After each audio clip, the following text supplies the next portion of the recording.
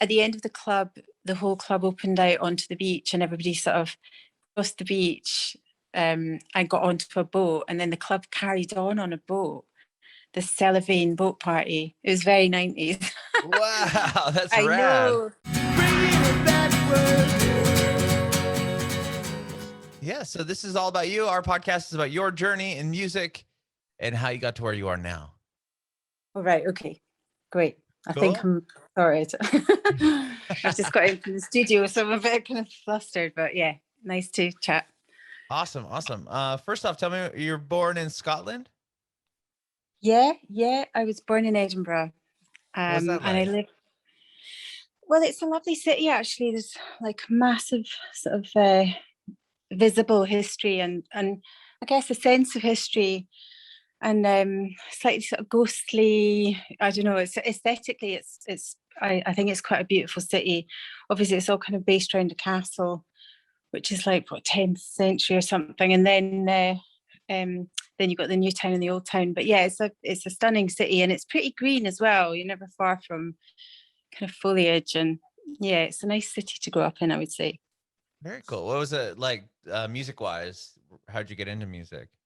Well, my mum was a professional musician, and my aunt also was musical. And like I played piano as a child, and kind of in our house, it was just like there's just stacks of classical score, like books of score, and sort of Mozart and Bach and Beethoven, and just sort of the heavyweights, I guess, and lots of vinyl.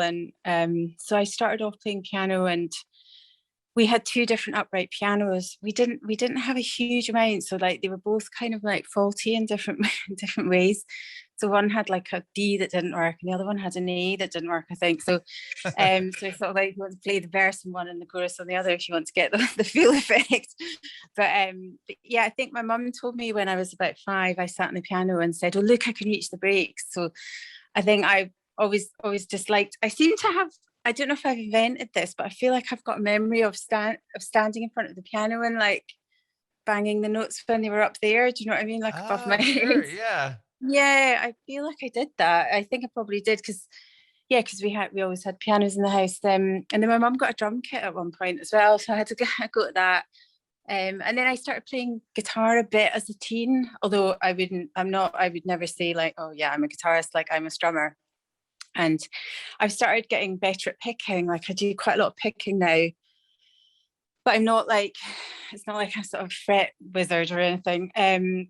So yeah, guitar, that was as a teen, but piano was my first instrument, and I used to compose at the piano, sort of things I heard on the TV. I remember working out John Carpenter scores at the piano, and then like Eric Satie, sort of being very touched by the melodies and sort of wanting to hear them again, and then sort of working them out by ear so that I could play them and stuff. So I think trying to write a song very early on, it's probably terrible. I'm pretty convinced it would have been, but yeah, so I guess it's just always there, Mm-hmm. Yeah. Wow, you said your mom professional musician. What does she play? Well, she's a pianist as Oh, well. And she was a teacher as well. So she ran the music department at Wester Hailes Education Centre like for 26 years. So yeah, and she kind of, I guess, discovered it to a degree and coached and raised money for that jazz saxophonist Tommy Smith to get to Berkeley. wow. And they go back way back. And then she got like an alumna and an MBE for her contributions to music and education. So yeah, so she's just done in the sphere of education. She's done quite a lot. She's had quite a lot of work published in education and music as well. Like my daughter was playing violin, and she had this thing called an ice cream concert at school where they play a bit of violin and they get an ice cream at the end, when she was like 6 and or 7 actually. And I was in the room she's at my old school as well, which is just so weird. I'm literally back in the playground, sort of chewing gum, like giving the teachers dirty looks. But Oh, wow. So she goes to the school you grew up going to. she does, yeah, she That's does. cool. And it was quite nice though, because in the music room there was like a glass wall at the back with this sort of like, kind of banking drawers almost. Do you know what I mean? Like those sort of filing drawers. Yeah, like filing cabinets. I know what I'm, no, like a wall of them though. Do you know what I Yeah. mean? Like, Yeah. Yeah. yeah, Yeah. yeah, exactly. Wooden, old.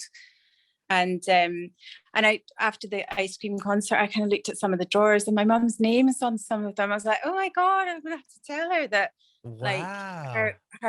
her compositions for education are at the school that I was at, the Bonnie's Night. Do you know what I mean? So Yeah. Her legacy lives on. yeah, That's amazing. yeah, yeah, it does. So that I was thought you were gonna nice. say, and then there was my file in there, and I Yeah. found out. Yeah, no. Wow, well, that's cool. So did she obviously taught you? I would imagine. Not really. I got Really? taught by, no, I do you know, I think it's that thing where your parents probably the last person that can teach you, because you're just Okay. like, I mean, I know from homeschooling, like I was trying to say I was like Miss Trunchbull. I was like, right, you've got to take me seriously. And they were like, no, you're not, you're Miss Honey, like you know, but they didn't, you know, I think it's like with kids, they're like, yeah, you know, mum's not going to kind of force me to do it or whatever. So I think with my mum, I probably wouldn't have shown up in the way that I did for more of a formal kind of teaching Hmm. situation. Okay. But she had a Polish teacher who was like maybe about 80 or something by the time, but I got taught by her teacher as well. So I got taught by an old Polish man that taught my mum. Um, yeah, yeah.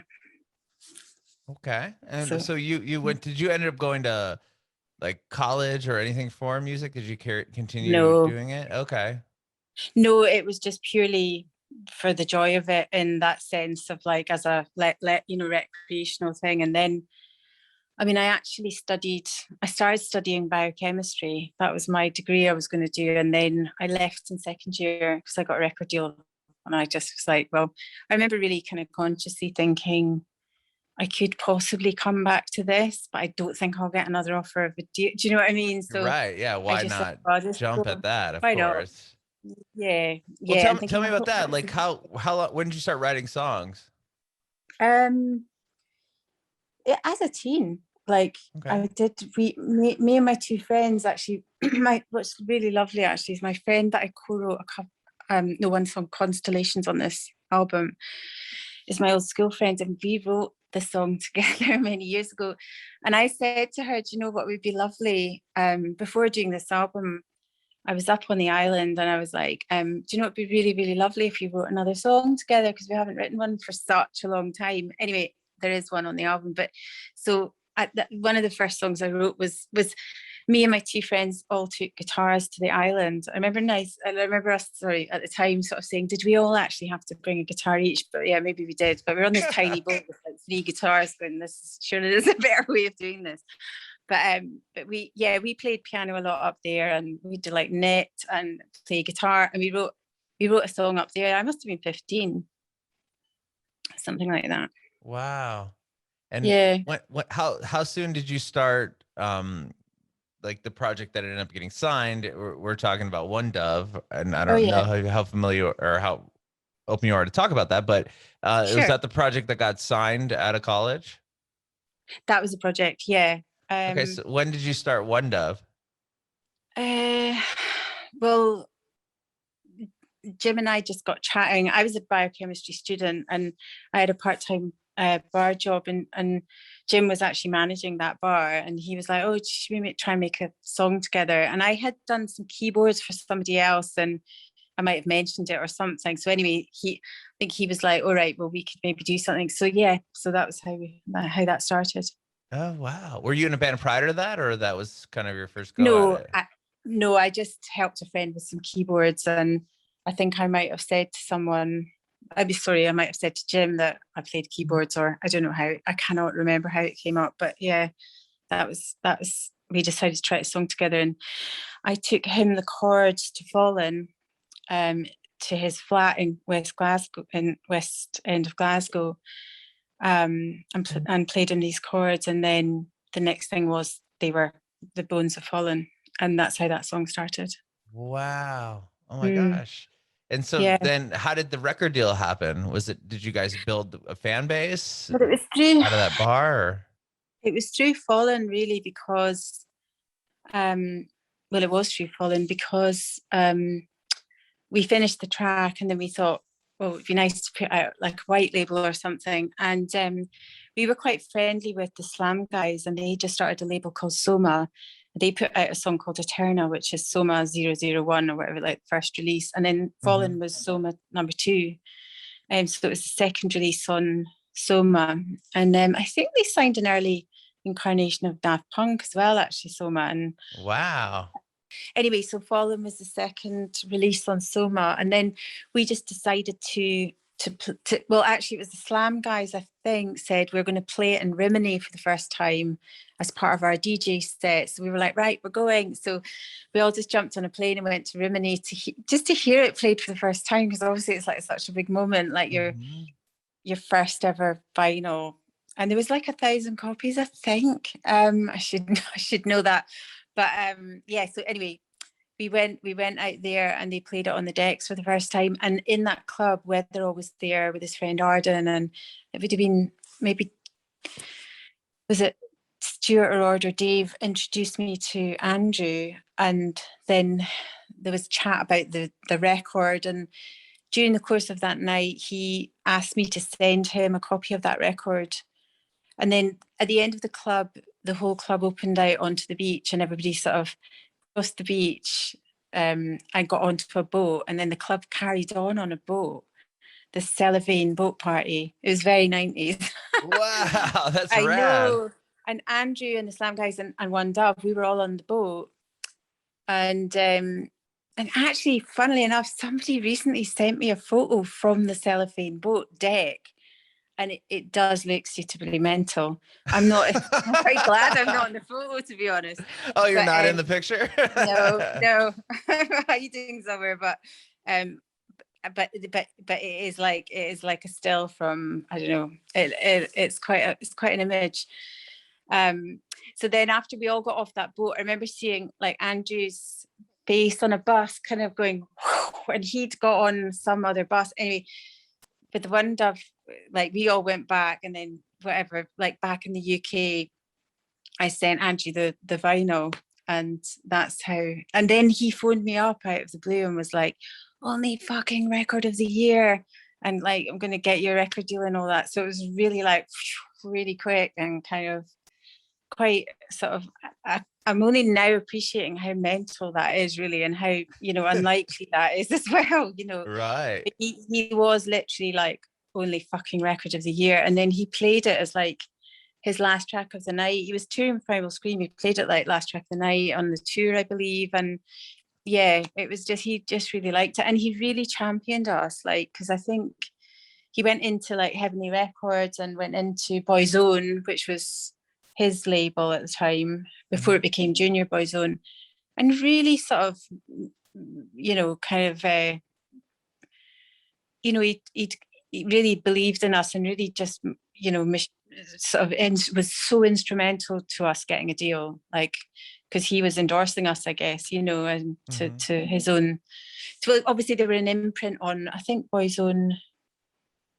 Oh gosh, I don't know the business side of it, but I imagine there was people to convince, do you know what I mean? But anyway, sure. he did, and we ended up with this deal, and then that was it. We got signed on the strength of that song. Wow. And talk about a life change, as far as like going from biology, Totally. right, to now you're a rock star. Oh, well, I know, it was mad. It was mental. I don't know if I was cut out for the biochemistry, though. I remember going in with bright red hair and my lecturer going, "Oh, you've gone past the end point," like talking about equilibrium. I was like, yeah. But no, so no, but it was amazing. And I actually put something on my album, thank yous, about Andrew, because I will remain indebted to him, actually, because after that, he then made me up loads of cassettes of like, "We should listen to this. Have you heard this? Have you heard this?" Which he does for loads of people, I now know. He was very, very generous in that way, really loved sharing music. And so, like, I look back at, I just look at the music that I've made over the years, and I think, God, that is in there, and that is in there, and that is in there, and I wouldn't have come across that if it wasn't for those cassettes. And like, so he introduced me to quite a lot of, like, curated these really lovely cassettes for me to listen to. So yeah, I feel very, very grateful. And actually, I had thanked him several times, because I was just aware of how much that had influenced me, really, you know, and just sort of shaped my taste a bit, you know, and just stuff I wouldn't have come across necessarily. So I recorded a record. Sorry, tell me if I'm going on too much about. No, this is perfect. Okay, cool. Just shut it. No. No. So I recorded an album with Keith Tenniswood down in the Rotters Golf Club, which was Andrew's studio. And he, you know, obviously I was sort of like, you know, I was there sort of professionally to use the studio, but it was very nice of him to even allow me to use the room, you know, and his engineer. And so anyway, he was in his sort of DJ room. So it was nice actually in the ooze. I was down there for quite a lot, well, the duration of the making of an album. So when I wasn't in the studio with Keith, like we were all in the communal bit, like having a laugh. And so that was really nice to sort of reconnect with him in the ooze. And even then he made up some compilations for me and stuff. And then in 2019, I went to, he was DJing at this night at Noiriki, and I went I went down and I saw him and Denise Johnson, who's sadly not with us either. I cannot believe it, really. It's mind-boggling, really. But I was with them both that night, and I thanked Andrew again and said, listen, I was like, no, I know I've said before, but I really appreciate the music that you gave me. And he was like, that's all right, like as if it was nothing, but it really influenced me, you know. So I really held on to that actually when I found out about his you know, his passing, and just thought I'm really, really fortunate to have been able to just see him, you know, quite not that long ago, and also just to thank him again, because, you know, I just, like I said, it's sort of been my whole career would be so different if it wasn't for his sort of, I guess, mentorship to a degree, because it was his label and we were signed to it and all that. But, you know, just his influence on the people around him, which I'm sure a lot of people have a similar experience, you know. So, but yeah, to have him be such a influence for you, to even, you know, he was a huge person. I mean, Primal Scream is massive, right? I mean, for oh yeah, no, totally, you yeah, know. yeah. I mean, one of the nights in Rimini when we all met, One Dove and Andrew, we all met down on the beach, and he played an early mix of Shine Like Stars. So I kind of heard the bit of Screamadelica. Well, it was a mix that didn't end up on the album actually, but yeah, no, I'm a big fan of them as well. Yeah, really, That's really so cool. Yeah. And do you feel like I mean, once he was really kind of, like you said, championing the band and championing the project, did you like for you guys, did you tour, or was that other than helping, you know, get your name out there, was that like a leg up as far as getting in front of people, or? Oh, to have him producing us, you mean? Yeah, and having him go Oh, out, yeah. wasn't he playing the record Oh, Yeah, totally. you know what Yeah. I mean? Yeah, completely. And I think people really naturally and quite rightly really trusted his, you know, his kind of filter or whatever, you know, his Hey, taste. you're right. He was a kind of a Yeah, tastemaker, right?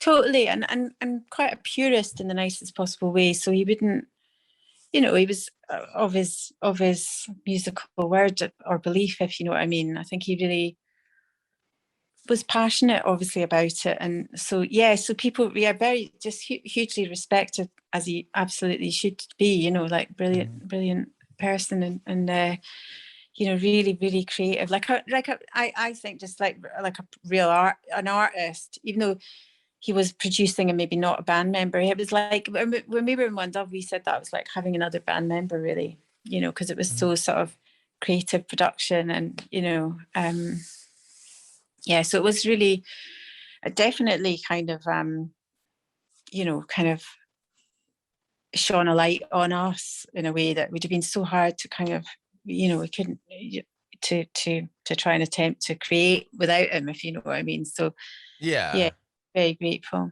That's cool. That's really cool. I'm curious to know, like, once One Dove kind of ran its course, right? Is that when you started to put records out independently, or under Dot Allison?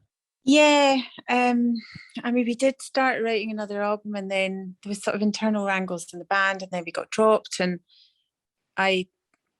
somebody from London that was close to the band suggested that I go down, and I just sort of went, why not, so and then have forever been finding my feet myself, because I think it's it's interesting.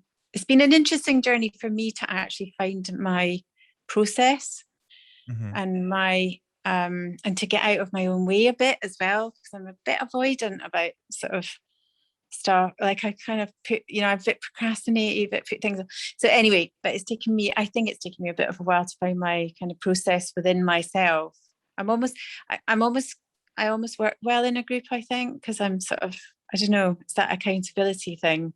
But anyway, but yeah, and then I went solo, and that's where you find me. And this is your first record in what, 12 years? Is that what I read? Wow. Yeah. So tell me about the time between. Was like, what brought you back to wanting to put a record out? Well, I became a mum, so that's a big one. Yeah, and I just didn't want to. I just didn't want to be away from my kids. So, and my priorities just really changed and remain changed. I mean, but so I just was like, right, that's it. I'm not doing that anymore. I'm just going to be full time with my kids and everything. And then I started. I mean, the thing about the way your mind works, I guess, is to kind of think in a sort of idea generating kind of a way or whatever. And if you like playing music, then it doesn't leave you really. So I would still be playing, or I would still be thinking of titles or writing bits of poetry, or just thinking like word play in my mind. I love a play on words. So I kind of like, that doesn't stop. So that didn't really stop. And then I did do a bit of writing when my daughter was like, my youngest was a bit older, and I was doing like one day a week. But then I was actually getting quite depressed. So I was like, I'm still not ready to do this. So I found it quite hard to go back to sort of, just to take that it's sort of a gradual degree of separation from your kids, I think. And so I didn't want to rush that. And now they're just that bit older than I am. They are more independent of me rather than me buggering off, if you know what I mean.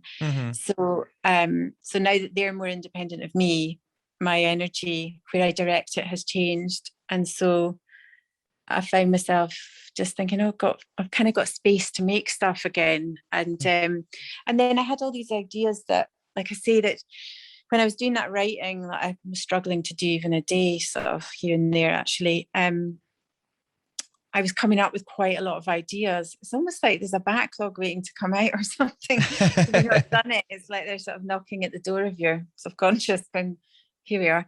But so I had quite a lot of ideas actually, and I was just voice noting all the time. I never stopped voice noting ideas. And so when it came to making some music, which it was through my friend, through the Scottish folk scene, really, because I was up on the island, and then my friend was building a house. She was building a house with, this girl, Amy Bowman, decided we were having a Christmas party. It's all very sort of like not planned in a way. So Sarah's sons are in a trio, a brilliant trio, Tom Campbell trio. And then they were playing at the party. And then Amy had said, shall I come and sing a song at the party? And so I said, yeah. Anyway, so she sang this amazing song, and her voice is just absolutely stunning. So I was like, oh my God, would you fancy writing something together or doing something together? So then I had a set of chords and a poem that was like pre-existing, that I'd called The Haunted, which is like uses the body as the house as a metaphor for the human body, really, and sort of personification. And I'd sort of been sculpting away at this poem, and then I said, do you fancy doing something with this? And I had G and D minor, and then Amy played them on the uke, and then she just kind of read the lyrics and just sang the melody just like that, and it just came together really quickly, actually, partly because it was partly maybe written as well, but and then I was like, oh God, I want to do another now, you know. So that, I'd say that was the point at which I thought, oh God, maybe I'm making music. Do you know what I mean? Whereas before it was like making a noise, you know. Sure. Kind of like Yeah. organically came back into your life, it sounds like. Yeah. Yeah, it did. Yeah. Wow. Because And I was said, that, go ahead. oh no, it's fine. I was just laughing with my husband saying, I think I've accidentally retired. I didn't mean to stop making music, but I just have. Then anyway, I Yeah. started again. Fine. Yeah, I was going to Yeah. ask you if you think like maybe the whole coronavirus played into it now that you had more time on your hands, or was it more difficult? You have kids. I have kids, so I know that it was like, you know, Yeah. homeschooling and all the other garbage Oh my that came along with it. God. I'm Oh my surprised. God. What I did was homeschooled with them. And as long as we got through, oh God, that's the dog, not my stomach. That's a really bad Oh, grumbling noise. good. Don't worry, that is not me. But yeah, Oscar, shush. What was I going to say? So if they could get through it by the morning, then that was like, you know, that was the aim, was like try and get it done by lunchtime, the you know, the main lessons and everything. And then in the afternoon, I had time to kind of to write, and obviously couldn't go anywhere. So there was a ukulele that I'd been bought as a gift. And I thought, I've been looking at that for quite a long time. Right, I'm going to try and learn it, or just going to write something on it. And then, like, it was just weird. It was like, God, it's as if I was meant to be playing on this, because I just suddenly found it easy to write on. And I was like, oh God, that's kind of been quite freeing to just pick that up and do that. So yeah, so it did help me, because I came up with those 4 songs that I write myself on the uke, and I do think they've really shaped the album. So that's one sort of, you know, silver lining thing that's come out. Wow. So 4 of the songs on the record are written on the ukulele. Yeah. Wow. And I don't know anything. I mean, I like, I know how it's tuned or whatever, but I don't know the chords because I hadn't played it. So I was literally just going plink, plink, plink, you know, and just sort of working out, obviously not those notes, but yeah, kind of working out interesting harmonic shapes, and then just mucking about with it, and then going, oh my God, that goes really nicely into that. And then it just suddenly, you know, sort of took shape. And I don't know why, but it seemed like it untethered my voice melodically in a way that it doesn't in the same way playing at the piano or on guitar.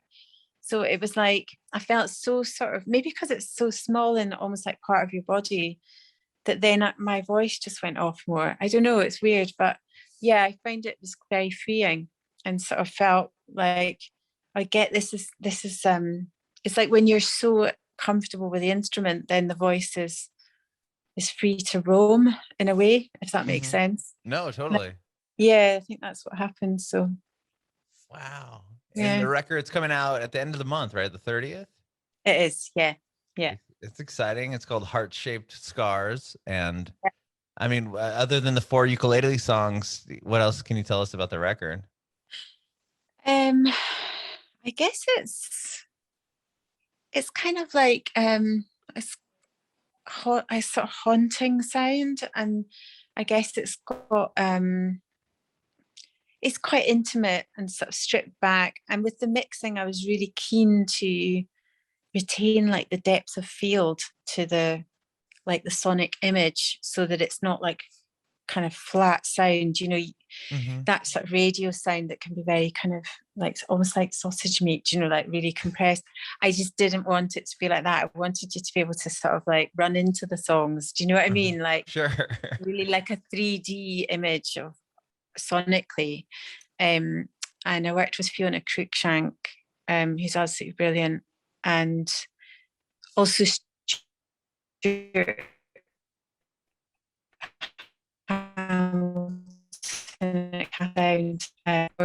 Stuart recorded the uke track, and then Heba Kadri, who's based in New York, was just absolutely. So I feel really happy with the sound of the record. I'm not talking about like the compositions. I am happy with those as well, but sure.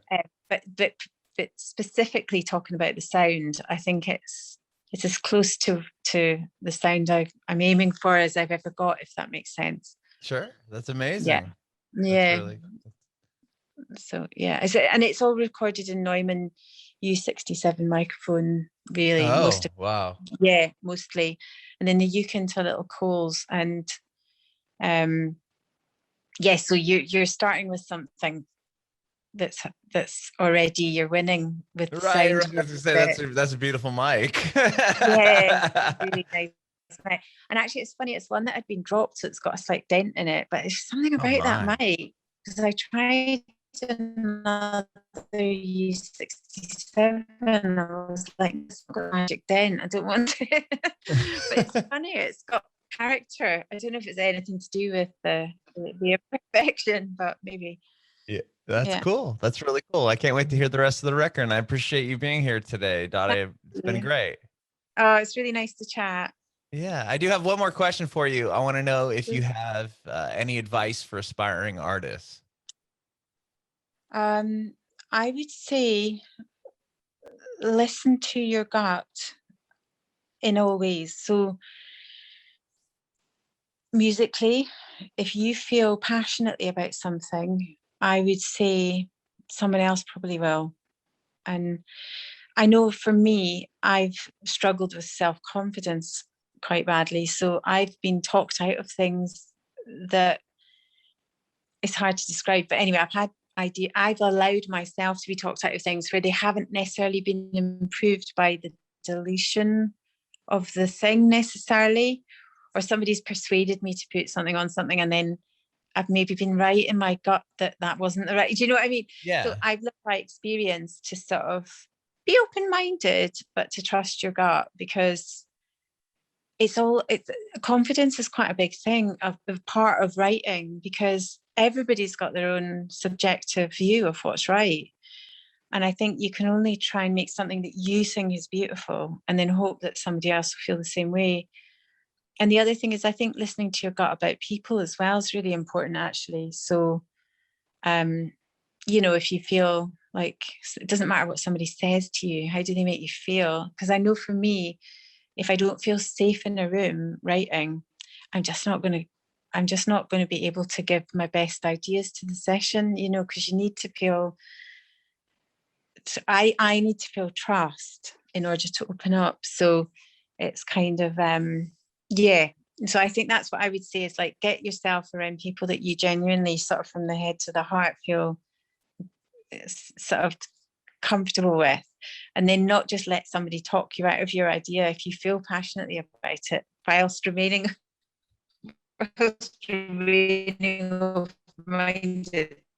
Bit of a tightrope, but yeah, that's what I would say.